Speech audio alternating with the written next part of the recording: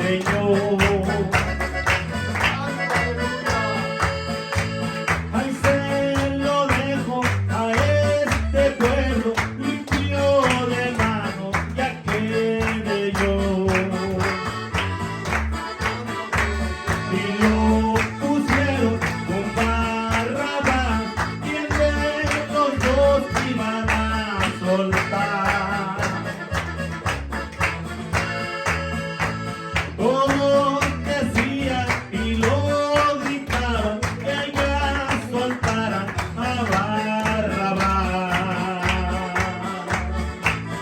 Aleluya, mis hermanos.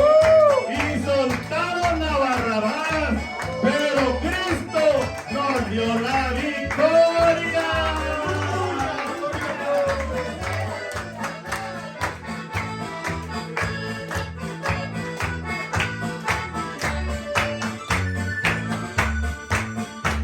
Y le pusieron en su espalda con tanta herida la cruz llevó.